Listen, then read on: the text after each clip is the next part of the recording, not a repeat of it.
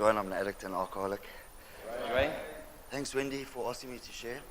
This meeting is not really for me, it's for the newcomers. I'm very nervous, so excuse me, I'm not a very people person or talkative. I don't like people much. I prefer animals. But as it goes, I'll have to start from the beginning, eh? As my mom said a while ago, if people had to hear my stories, I thought it was a folk tale or storybook. The amount of shit I've caused and done in my life. Some good, some bad, eh? I was born in 1980 to a wonderful family. My mom and dad. 2 years later, my sister came. I was born prem, small little boy. My mom said I fitted in a size 4 shoebox. But I had an eye deficiency. My glasses were the size of a glass Coke bottle. A couple of years later, I shot my left eye out, which was my good eye. Lost complete sight. Which later did I know in my life, it brought a very bearing toll on me. A lot of picking on and teasing. But forget about that, I still was mischievous. I loved being naughty. Burnt the house down, told my parents I'm running away, let the house burn down. My parents were sleeping. In the olden days, you used to buy oil in big drums, cooking oil. I decided to throw it all over the floor and swim in the oil. I just did strange things, eh? And growing up, I wasn't a very big child. And I always was good at sport, but I strived, eh? And people teasing me and picking on me about my eyesight drove me further just to try to be better.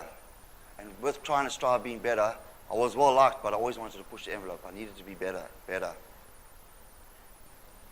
And I lost religion because I was good at football. And my parents made a choice, and they said to me, you cannot play because your soccer practice is interfering with our church.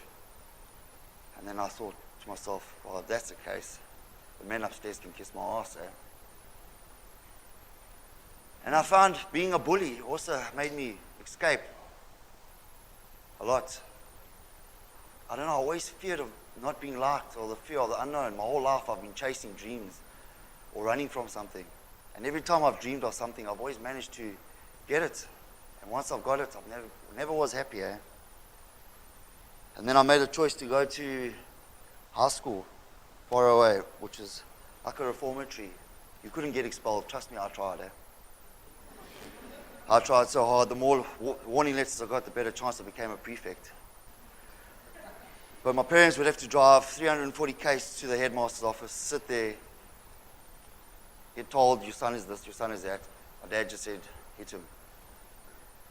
So every day I got 6 at school, 6 in boarding school. But it was tough.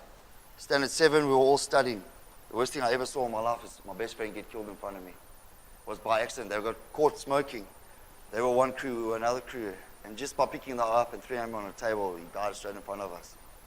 I'll never forget that. He was only 15. Just all due to a cigarette. And I got bullied a lot in school, but I gave it out a lot as well. Eh?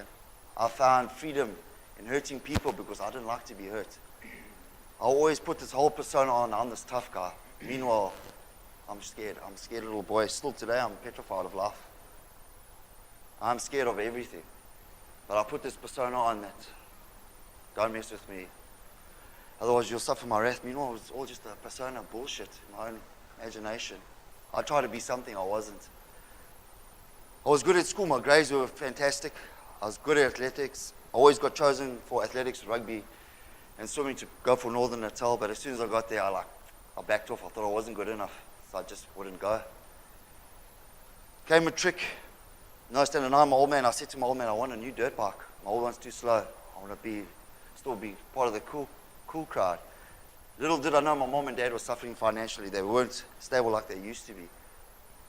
My dad said, no, I can't afford it. So I said, fuck you, I'll show you my matric marks. After leaving standard 9 with a 75% aggregate higher grade, the government pushed me through for my matric. I destroyed my own future. But as soon as that went on, I just carried on. But it all started in standard 8. I had my first binge with alcohol. It wasn't a fantastic experience. I don't remember. I remember just waking up and vomit. People bathing me, laughing, teasing me. I don't remember. It wasn't enjoyable at all. But I felt a sense of freedom. I could escape to my own little world. And it carried on weekends. And I didn't know why. My dad called me a bulimic drinker. because I would just drink and yak and just carry on. I wouldn't remember anything. Every time I drank, I'd hit blanks until I found my drug of choice. And then my whole love affair of Charlie and vodka arised. And that, little did I know that I had taken all the love that people were trying to give me and I tossed it away and I gave it to a substance that I found freedom in. And I did everything in my power for that. I destroyed relationships. I destroyed my family. But my life was manageable. I thought, I had this. I control the drugs. Drugs doesn't control me. But I couldn't just go out and have one beer. It was impossible. I'd be the guy that rocks up to the pub at 5. Everyone goes home to their families at 7. I'd still be there 10 o'clock at night, 12 o'clock. And see everyone go, but I see the same people come every week. And it would be the same bullshit conversation. I don't know why I went, but it was the same conversation. But I found my philosophy is work hard, party hard. And I did that. I don't know how I managed to build a career. I've never looked for work. Work always came to me. Robert Bosch offered me a position. I did fantastic training through them. And I was going to become the first systems technician for Bosch South Africa. And then Caterpillar came and they gave me an offer and I took that offer. And through that offer I worked my way up, but I was never satisfied. I got told I was the most successful and most qualified technician in South Africa and Natal. And I would do anything. I would hold being proud working for Caterpillar, but little did I know I was losing my career. And in that time, like the preamble says, jails, institutions, death. I did jails first, then institutions. And I've done shit time. And I always say to people, listen to my message. I've done it. You don't want to do that. Where I've been is not nice. I've sat on my bed many a time just crying, screaming, why me? Why me? What the fuck have I done? Meanwhile, I've done everything to myself. I didn't have the balls to kill myself, but I thought of it many times. I've tried, but it didn't work. And my life I've treated people. I've always wanted people to treat me with respect, but I can't get that because I've never treated anyone with respect. My whole life has been about the Dwayne show. Always had to be about Dwayne. Nobody else there. I've done horrible things to women. I've treated them like trash. I've never had respect for women. I've never had respect for anybody, not even myself. But my life fell apart. Not even jail could work. My first treatment center was 2010 in Durban. It was more like a detox thing and speak to a psychiatrist. My opinion is they don't work. They just fill my head with nonsense. And they always like to go back to, what happened in your childhood? What happened in your childhood? My childhood was a good one. Unfortunately, I was molested when I was a latte. And it happened when I was from about 4 till 9. And I only told my parents when I was 21. But I didn't know. I chose it to destroy me. I fed off it. It was like toxic. I knew I could get away with stuff like that because I would just throw that card when I was in my 20s. Meanwhile, I didn't know why the circumstances happened. Things happen for a reason. I learned that in Don's group. God puts things in your path so you can learn from it to help others. And only through time have I learned that. 2014, my mom said to me, I've got 2 choices, rehab or get out my house. Because I'd lost everything. Banks took my bikes away, took my house. I was sleeping in Barlow's boardroom. My work was suffering. I didn't know where to turn anymore. So my mom, the hardest thing for my mom, she put me in jail. And let me tell you, it is not fun. I thought this big macho, I was broken like a kid. I cried every day. I couldn't show my tears, but inside I was hurting. And then I got dropped off at, I thought, the whole time I was in prison, I said, okay, I can get out, phone my mom, okay, I'll go. And I was thinking, yes, one more black label, just one more black label. Because I knew I had money left in the cop shop, so I could get that money I was going to use. But unfortunately, she made me shower, get in the car. I wasn't the most friendliest person. I got to, and I said to them, I've just been in prison, you guys aren't going to break me. I came in with a broken leg and crutches, how ironic is that, but no one's going to break me. It was hard, eh? Even my second time, I kept on saying, I don't like this place. I still don't like treatment and I don't want to go back. I never liked it. it was the shittest time of my life from day one till the end, I'm not saying it's a bad place, I just despise it. Well, every time I come to Scottsboro, every time I come here, my heart stops, But the counselors did try and help me, but I refuse. I'm very stubborn, and I don't believe or listen to everybody. I like to analyze things and look it out for myself. So after being 5 months in rehab, I went to the Musgrave meeting. Me and my mate were house leaders, and we coxed the story we're going to hurt. So after that, I used straight away, and then just started. And what they told you is very true, and I speak from experience, my personal experience. Whatever you put in front of recovery goes, and it gets worse. And trust me, when I used, the drugs didn't work anymore. The Verve put it right. If drugs don't work, it makes it worse. No matter what I did, I couldn't get back to what. Meanwhile, it wasn't them, it was me. And then I finally broke again within a couple of months, because when you stop, you go back to where you stopped, and it just gets worse. And the pain is unbelievable. I cannot explain to you that pain. And I finally broke, and I said, I've got to go back. And every time I come, I don't know, I managed to stay 5 months. It's a 3-month course, but I don't know why. 5 months, it's just booked. Dwayne, you're going back for 5 months, but stay. And then this year was different. I was there broken. I was a broken man. Finally, in my life, I've come and I said, I can't do this anymore. My way is not working. My way is just constant chaos. I have to try to be something. I don't know, I don't care. I just don't want to do this. And I got into plenty shit, not reading the big book. You're supposed to read your first 5 pages. I never did that, but being out of treatment, if it wasn't for me reading this book, I wouldn't be here, because you hear my story. Everyone says your first year in recovery is easy. Bullshit. Mine has been hard. But I've put the action in. No matter what, I put every day the action. I'm not going back to that life. I met this young chap in rehab, a little black dude called Cebu. He was lost. And I got given the task to look after this kid. That youngster will never know what he did for me. Just for helping him, seeing that he's so lost and he doesn't know where he is. And I thought to myself, look at me. I'm back in rehab. My life's destroyed. What future does that child have? I still got a chance to make it right. I don't know, something just clicked in my mind. And I had an amazing sponsor. He's not here today. But Brian did a lot for me. I got so much love and respect for that man. He said to me, Dwayne, be yourself. Fuck everyone else here. You come to me, you tell me what's going on with you.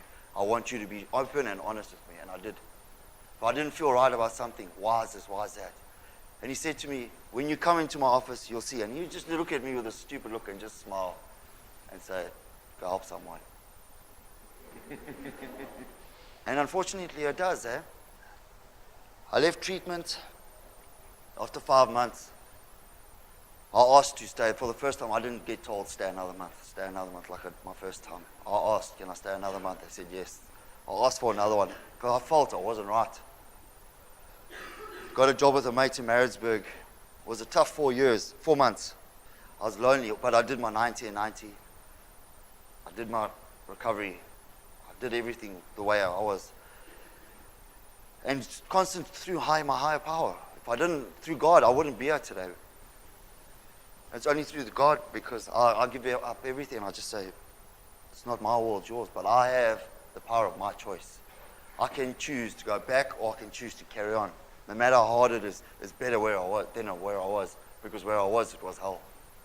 And I don't want to go back there. I cannot explain to you the aloneness and the fear. You don't know where to turn, because everywhere you go, you just carry on making the same mistake. I couldn't get off this train. And I thought to myself, even to my mates in rehab, I said, I'll give this a year. If I don't like it, I'll go back. And let me tell you, this year has been tough, but it's been rewarding. I still battle some days, but I'm at ease. I can finally sleep full 8 hours now and not worry. Like I said, it was tough.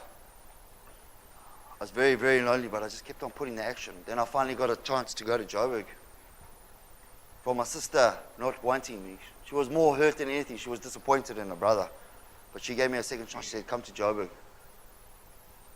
Life can get better. Life does get better. So I just put the action, just carried on. I went to Joburg, got a job. I tried to become an office boy. It didn't work.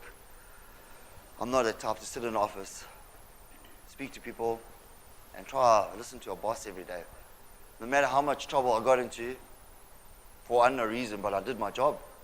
I went to work every day, did it to the best of my ability. That's all I could do. I didn't know what he was going through, but I just knew I had to do my job, had to be at work. For the first time in my life, for a year, I've had a cell phone. Small little things. I got airtime. I got cigarettes every day. People know where I am. I'm at work every day. I haven't taken one day sick leave. No matter how ill I'm feeling, I go to work. I'm trying to go back into society as a normal person, but I'm not normal because my mind tells me I'm not. Things are difficult, but I know if I carry on doing this, things do happen in God's way. And they say sometimes quickly, sometimes slowly. Mine is fucking slow. But I know I have to do this because I don't want that life. That life wasn't for me. I thought it was. I have lost the privilege to use and drink successfully.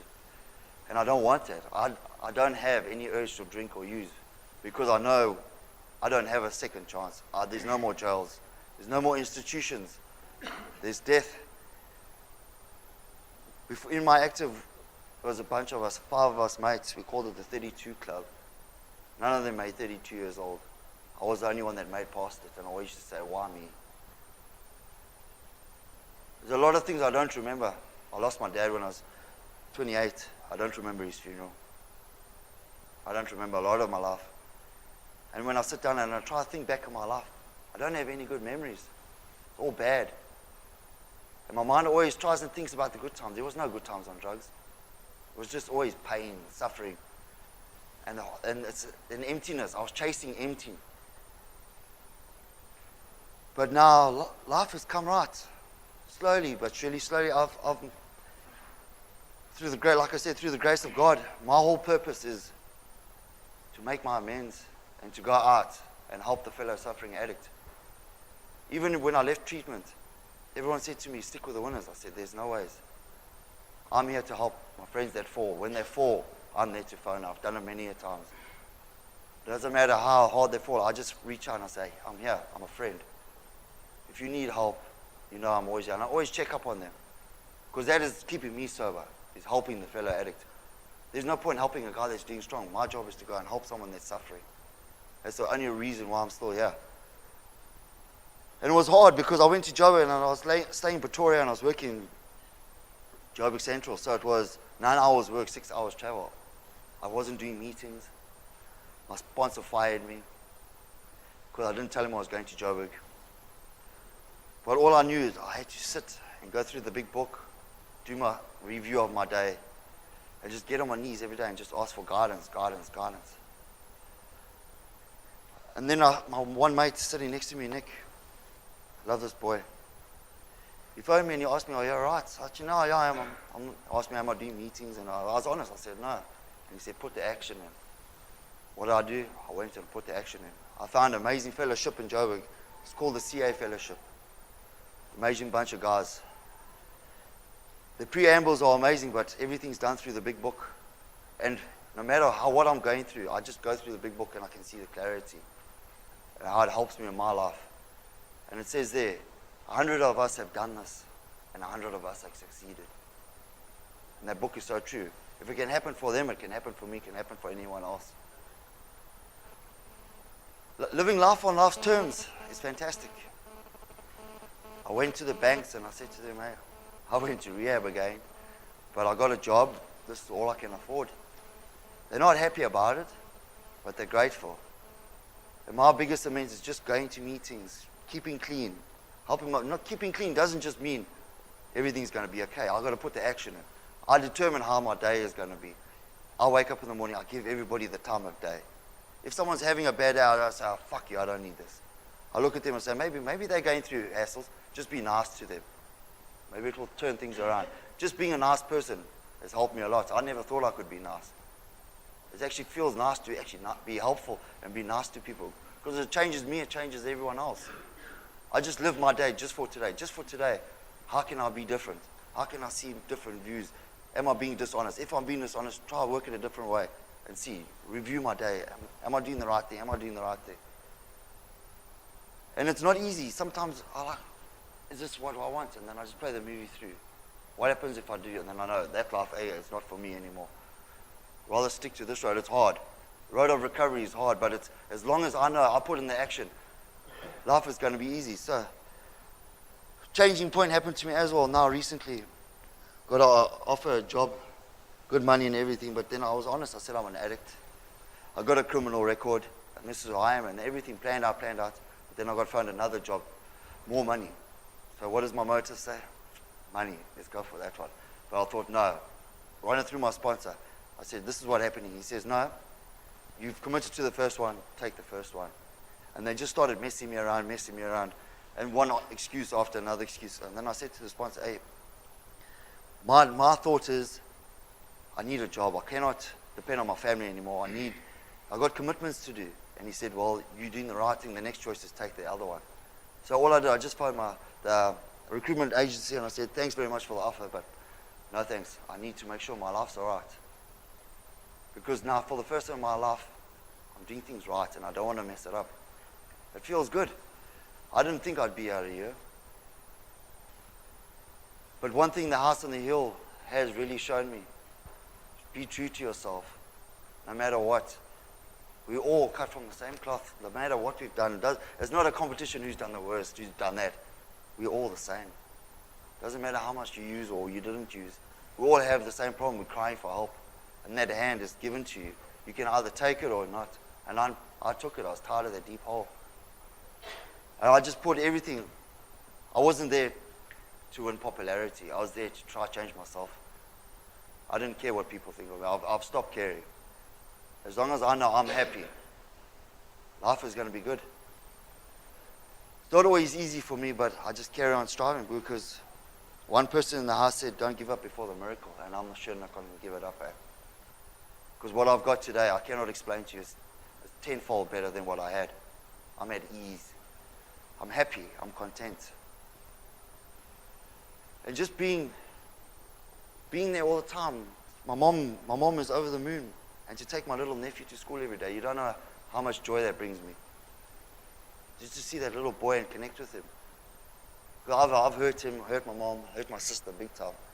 And it's a journey of repairing damage. It doesn't happen overnight. Like I say to people, Rome wasn't built in one day. It's like a building, one brick at a time. And you've got to make sure your motives always got to be right. And you've got to be honest in everything. Small things. Wear your safety belt. Obey the speed limit. Change your behavior. I changed my behavior. I used to swear like a trooper. I got nailed for it a lot. I still do a bit, but I try not. I try to be humble. I've got nothing. It's fine. Let it be. Things will happen beyond my wildest dreams. It has. From where I was to where I'm now. I cannot express my gratitude for the power, my higher power and the program. There's something there. I can't explain it. I know it's tedious getting up in the morning, doing the walk, and doing this and doing that. But I've learned it's starting to build structure in your life. You knowing you have to do that. That's it. It's not there, we want you to walk, you must suffer. It's not. It's there to show you how to start living, doing things right in a program. Just little small steps. And that's how I've started my life. I'm not taking big steps. I'm just doing the right thing, the next right thing, the next right thing. Like I was nervous. I was talking to Nick last night, phoned my sponsor. I got an amazing sponsor now. Mate of mine. Helps me through a lot. Because I think things are going great. And then something happens and I start, is it me? Is it me? Then I was like, I put too much expectations. And then my mind just goes mad. I don't know, I can't explain to you. In this tree of mine, it's faulty. It makes me think things that aren't even there. There's no evidence, but I'm believing my own propaganda. And it's difficult because I know it's not true. But then this thing, it is, and it's a constant. It's like, yes. But then I just have to sit down for a while and just say, it's not for me. It's God's will. If it's going to happen, it's going to happen. If it doesn't, I'm just doing the right thing. I cannot blame myself. I'm tired of blaming myself. I have caused my own shit in my life, and I have to take responsibility for that. But I have the power of choice to make sure I don't go back there. And it's just getting on my knees, surrendering, as Don said to us. When you wake up, fall on your knees. That's the easiest. Because if you don't, you procrastinate. And you procrastinate, you're not going to do it. And I don't ask for anything. I just ask for guidance and just give gratitude. I'm so grateful for this, so grateful. And for everyone that gave me the hurt and the pain that I thought, like for being molested and all that. I don't know what this I went through. I'll pray and I'll just say, I'll forgive him. And may you bless him and his family forever. I don't know why things happen, but things happen. I'm still here to tell the tale. And if I die, I was always petrified of dying. I'm okay with that. I don't know. My life's at ease. I have nothing to fear. Because at the moment, life is good. But it's also bad. I'm living life on life's terms. It's not easy. But who said life's easy? If life was easy, we wouldn't all be sitting here. And always, I just believe in just doing the next right thing, and just being sincere and try to help people. It's not about me anymore. Like I said in the beginning, I've always chased something or tried to gain something. And the most time I feel content is when I'm helping someone. It makes me get out of my head and think of someone else. I don't know if I made sense because I was all over. I'm still all over. But thanks very much, guys.